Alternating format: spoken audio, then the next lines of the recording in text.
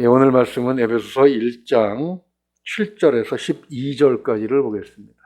우리는 그리스도 안에서 그의 은혜의 풍성함을 따라 그의 피로 말미암아 속량 곧 죄 사함을 받았느니라. 이는 그가 모든 지혜와 총명을 우리에게 넘치게 하사 그 뜻의 비밀을 우리에게 알리신 것이요 그의 기뻐하심을 따라 그리스도 안에서 때가 찬 경륜을 위하여 예정하신 것이니 하늘에 있는 것이나 땅에 있는 것이 다 그리스도 안에서 통일되게 하려 하심이라. 모든 일을 그의 뜻의 결정대로 일하시는 이의 계획을 따라 우리가 예정을 입어 그 안에서 기업이 되었으니 이는 우리가 그리스도 안에서 전부터 바라던 그의 영광의 찬송이 되게 하려 하심이라. 아멘. 선거가 끝났습니다. 속이 다 후련합니다. 다음 5년을 책임지고 나라를 이끌어갈 대통령이 뽑힌 것이죠. 군대에서부터 첫 번 선거를 했는데 그때는 내가 표를 찍는 게 아니고 찍으라는 사람을 찍어야 했기 때문에 별로 기억하고 싶지 않습니다. 근데 제대 후부터 중국에 가 있는 기간을 빼고는 거의 모든 선거에 참여를 했습니다. 나이가 들어서 그런지 이번 선거처럼 가슴이 답답하고 그래서 조심스럽게 바라본 선거는 없었던 것 같아요. 왜냐하면 내가 좋아하고 나를 잘 살게 해주겠다는 사람을 선택하는 그런 선거가 아니라 참으로 많은 사람들이 내가 싫어하는 사람을 떨어뜨리기 위해서 서로에게 바락바락 대드는 그런 선거를 하고 있다는 그런 보도를 받기 때문입니다. TV에 출연해서 자신이 왜 대통령이 되겠는지 그거를 이야기하는 것이 아니라 당시 박근혜 후보를 떨어뜨리기 위해서 나왔다면서 증오심을 드러냈던 후보가 생각이 납니다. 이정희라는 후보인데 TV 토론을 해서 깜짝 놀랐습니다. 내가 대통령이 되면 나라를 어떻게 이끌겠다 이런 얘기를 기대하고 있는데 손가락질 해가면서 당신 떨어뜨리기 위해서 내가 나왔다 그런 얘기를 하면서 아니 무슨 그런 마음으로 후보를 나오나 하고 기겁을 했습니다. 그런 후보가 끝까지 남아있을 수 있었겠습니까? 그가 미워한 박근혜 후보는 당선이 되고 그리고 그는 끝까지 가지도 못하고 중간에 사퇴를 하는 그런 모습을 보았습니다. 증오는 상대방보다 나에게 더 큰 피해를 주는 것입니다. 선거 기간이라 언론에 덜 관심을 받았지만 강원도에 큰 산불이 났었죠. 자연발화가 아닙니다. 3월 5일 새벽 1시 20분에 강릉 옥계에서 누군가가 그 가스를 이용해서 토치에 불 붙이는 그거 있죠. 그걸로 일부러 불을 낸 겁니다. 그런 걸 방화라고 하죠. 참 강릉뿐만 아니라 그 불로 인해서 삼척, 원덕, 그 다음에 망상, 묵호항이 다 폐허가 됐다고 합니다. 수많은 이재민이 발생했고요. 그리고 삶의 터전을 잃었습니다.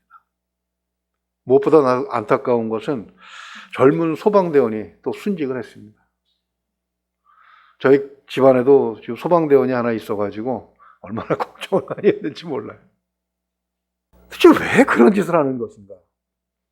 나이가 60대라고 했습니다. 60 몇 살인지는 안 밝히고 언론을 보니까.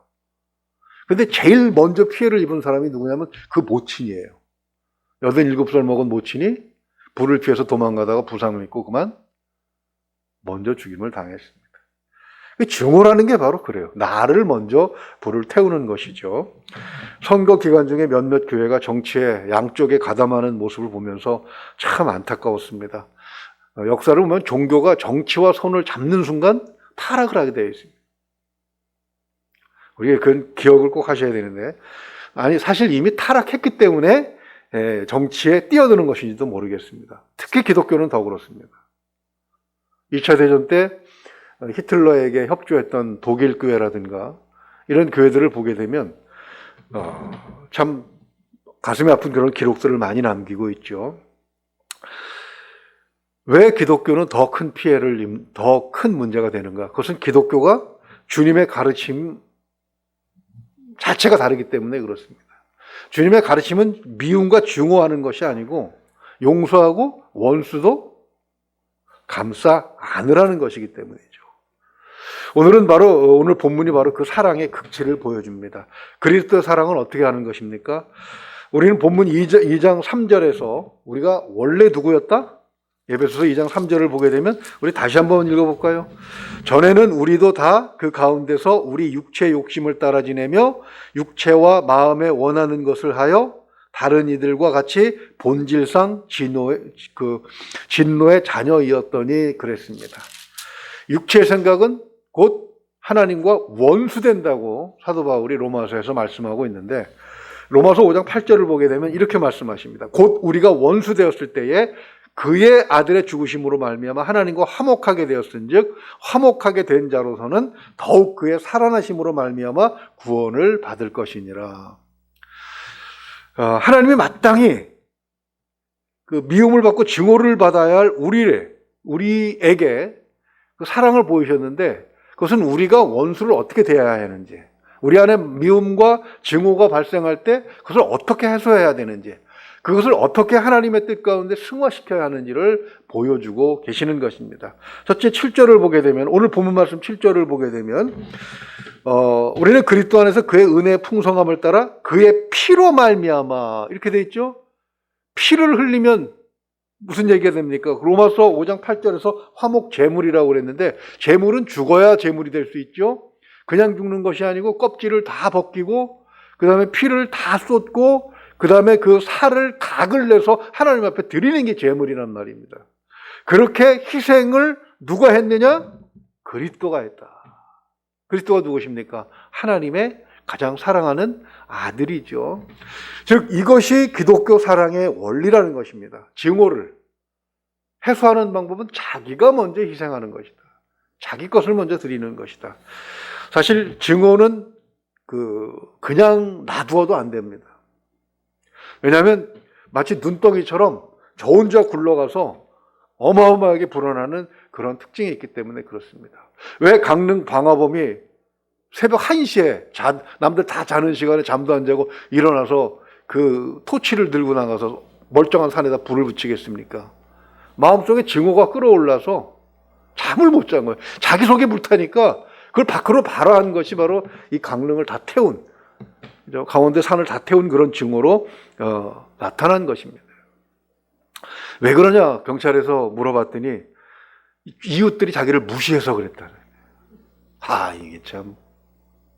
이 고리는 인위적으로, 그래서 이 증오의 고리는 인위적으로 끊어버리는 작업이 필요한 것입니다. 오늘 7절이 바로 그 말씀을 하시는 거예요. 아들을 먼저 화목제물로 바치셨고, 그래서 그 피로 말미암아 속량, 곧 죄사함, 그렇죠? 죄의 노예가 되어 있고 진노의 자녀가 되어 있는 그 우리들을 구원해서 하나님 편 만들게 하셨고, 죄사함이라고 하는 것은 그럴 수 없는 장애들을 다 흘러 보내셨다는 것입니다. 우리는 항상 그렇게 얘기합니다. 저쪽에서 먼저 사과하지 않는 한 내가 절대로 사과할 수 없어 라고 이야기합니다. 왜요? 내가 잘못한 게 뭐가 있는데. 그렇죠? 그러나 하나님은 무슨 잘못이 있으셔서 아들을 제물로 바치고 우리를 용서하셨겠습니까? 절대 그렇지 않죠? 그것이 바로 하나님이 우리에게 본받기를 원하시는 모습인 것입니다. 또 우리는 상대방이 받아들이지 않을 것이라고 짐작을 하고 그렇게 해봐야 소용없어 라고 생각을 합니다. 때때로 그것이 사실이기도 합니다. 하지만 하나님은 그것이 그렇게 생각할 필요가 없다고 말씀하시는 거예요. 왜요? 내 마음속에 있는 증오를 먼저 잠재워야 되기 때문에 그렇습니다. 그래야 내가 살고 또 다른 사람도 사는 것이죠. 그것을 오늘 본문 말씀 12절에서는 하나님께서 영광의 찬송이 되게 하려고, 그 기쁨을 가지시려고 그렇게 하신 것임을, 즉 하나님께서 우리와 분리되었을 때는, 그리고 서로가 원수되었을 때는 하나님도 기쁨이 없으셨어요. 왜요? 우리는 하나님의 창조물이기 때문에 그렇죠. 그러나 그것을 해결하시고 어떤 목적을 이루어 가시는 것입니다. 여기 7절에서 속량이라고 하는 단어는 값을 주고 노예를 해방시킨다는 그런 뜻입니다. 로마 시대에는 600만 명의 노예가 있었다고 그래요. 노예는 돈을 버는 직업이 아니기 때문에 그냥 가축처럼 부림을 당하는 것이기 때문에 자기 스스로를 구원할 그런 능력이 없습니다. 그래서 누군가가 저 노예를 풀어줘야 되겠다고 하면 자기 돈을 들여서 노예를 풀어주는 것이죠. 그 다음에 여기 죄사함이라고 번역된 이 단어는 원래 그 원뜻을 보게 되면 보내버린다 그런 뜻입니다. 우리는 이미 레위기를 보면서 16장에서 아사셀이라고 하는 단어를 살펴본 바가 있습니다. 속죄제를 드릴 때에 한 마리 염소는 피를 흘려서 잡고 그 다음에 한 마리 염소는 대제사장이 모든 백성의 죄를 머리에 안수하고 광야로 보내버리죠. 그거는 죄를 누군가에게 덮어 씌워서 전가해서 흘려보낸다. 다시는 생각하지 않겠다. 그런 의도가 있는 것입니다. 그 역할, 제물의 역할도 주님이 하셨고 그 죄를 떠맡고 멀리 가시는 역할도 바로 주님이 하셨다는 것이죠. 왜 그렇게 하셨는가? 8절에서 10절이 그 목적을 요약해서 보여주고 있습니다. 증오를 제거하고 미움보다 사랑을 해야 하는 이유, 앞에서 살펴본 것처럼 그것의 궁극적인 목적은 갈라진 것을 하나 되게 하기 위해서입니다. 우리가 진로의 자녀로서 하나님께 무슨 짓을 했습니까? 창세기에는 그것이 비교적 상세하게 기록되어 있죠. 창세기 3장에서는요. 에덴 동산에서 뭐든지 다 하고 한 가지만 하지 말라고 그랬습니다. 선악을 하는 나무의 열매를 따먹지 말라고 했는데, 그죠? 그거 하나 못 지켜서 따먹고 쫓겨난 것이 인간 아닙니까? 쫓겨나서 제일 먼저 한 짓이 무엇입니까? 죄는 점점 눈덩이처럼 불어납니다. 그게 결국 가인이 동생 아벨을 쳐 죽이는 살인죄를 범하잖아요. 그죠?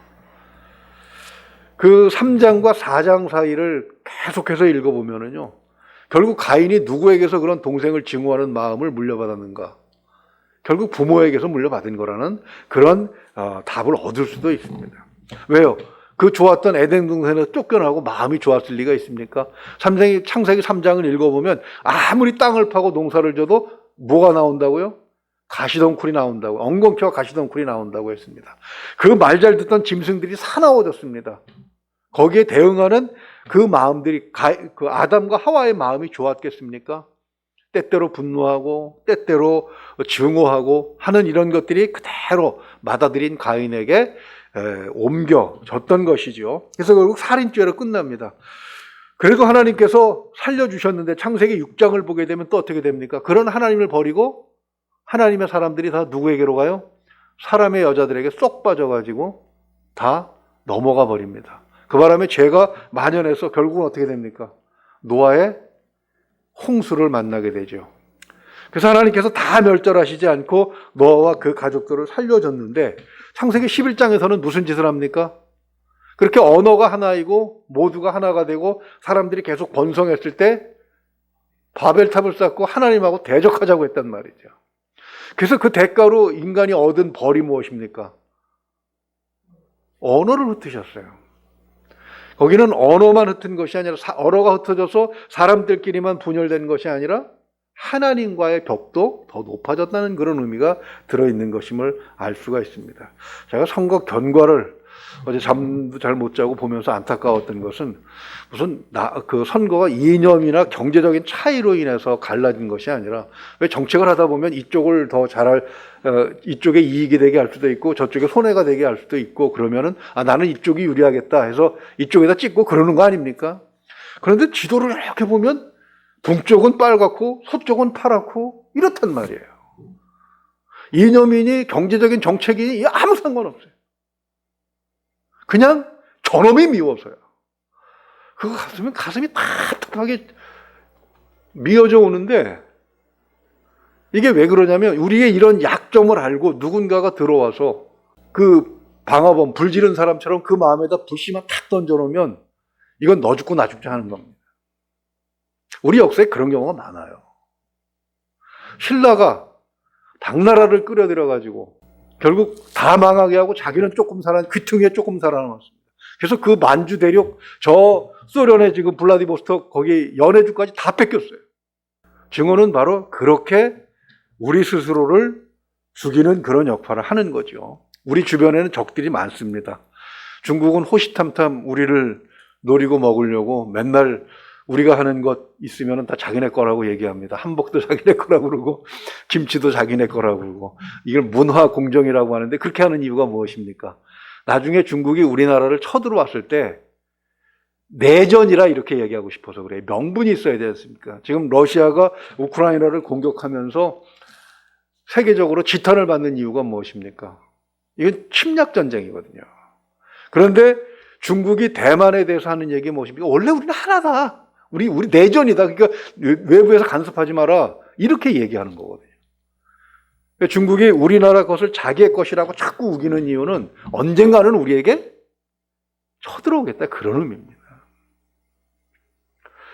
또 일본은 또 어떻습니까?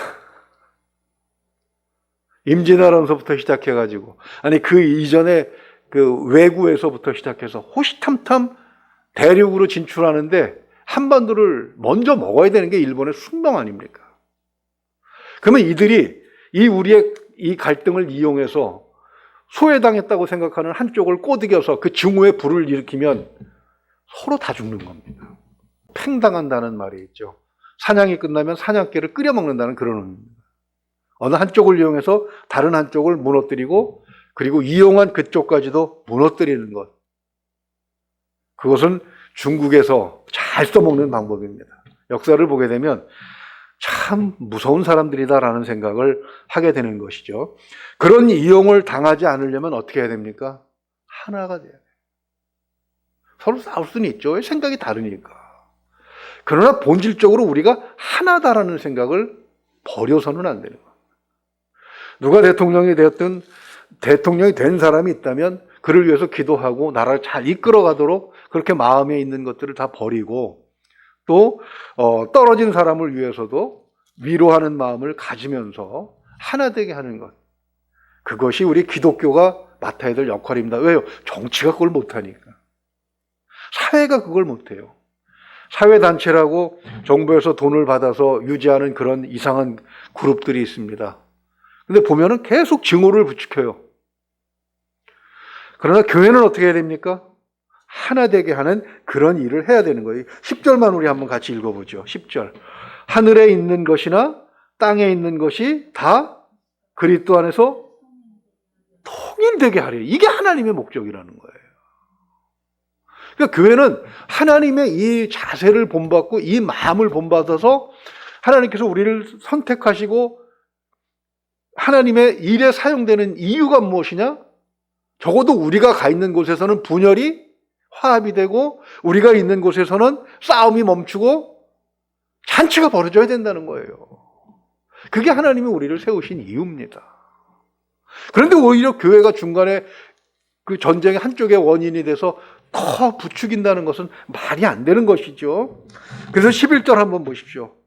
11절 보게 되면 11절만 또 한번 읽어볼까요? 모든 일을 그의 뜻의 결정대로 일하시는 이의 계획을 따라 우리가 예정을 입어 그 안에서 무엇이 되었다? 기업이 되었다. 하나님의 일을 대신하는 이 세상에서 하나님의 뜻을 펼치는 그런 역할을 우리에게 맡기신 것입니다. 그게 우리의 본질이에요. 우리가 그리스도의 사랑, 하나님의 사랑을 받는 이유가 되는 것입니다. 그 일을 잘하게 되면 어떻게 됩니까? 우리 12절도 마지막으로 한번 읽어보죠. 이는 우리가 그리스도 안에서 전부터 바라던 그의 영광의 찬송이 되게 하려 하심이라. 우리가 그 일을 잘하면 하나님께서 영광을 받으세요. 그리고 바로 그것이 하나님께서는 찬송을 받으시는 거예요. 그래서 3절 한번 다시 가볼까요?